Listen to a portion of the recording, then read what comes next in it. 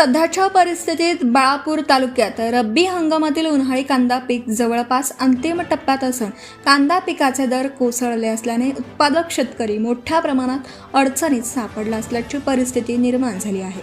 जिल्ह्यातील इतर तालुक्याच्या तुलनेत बाळापूर तालुक्यात बागायत क्षेत्र अधिक प्रमाणात आहे, त्यामुळे रब्बी हंगामात गहू, हरभरा, उन्हाळी ज्वारी, तीळ या पिकासह कांदा लागवडीचं क्षेत्र सुद्धा अधिक प्रमाणात राहतं। सध्याच्या परिस्थितीत रब्बी हंगामातील इतर पिकांच्या तुलनेत कांदा पीक महत्त्वपूर्ण समजलं जातं। 2.5 ते 3.5 महिने कालावधीचा कांदा पीक असून कांदा लागवडीपासून कांदा काढणीपर्यंत आंतरमशागतीसह इतर अंदाजे जवळपास 1 एकर क्षेत्रफळाला 60 ते 70 हजार रुपये खर्च अपेक्षित राहतो। दरम्यान या वर्षीच्या हंगामात तापमानात झालेली मोठ्या प्रमाणात झालेली वाढ त्याचा कांदा पिकाला फटका बसून उत्पादनातील घट निर्माण झाली असल्याचं कांदा उत्पादक शेतकरी यांच्याकडून सांगितलं जात आहे।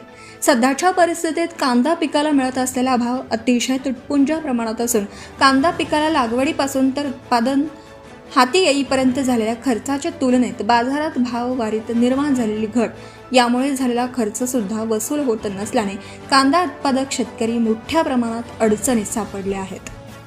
खरीप हंगामातील पिकापासून हाती आलेला पैसा मोठ्या अपेक्षेने रब्बी हंगामातील कांदा पिकासाठी खर्च केला, परंतु हाती आलेल्या कांदा पिकापासून बाजारात समाधानकारक भाव मिळत नसल्याने उंबरड्यावर येऊन ठेपत असलेल्या खरीप हंगामातील पिकांचं नियोजन करताना शेतकऱ्यांना तारेवरची कसरत करावी लागत असल्याचं चित्र निर्माण झालं आहे।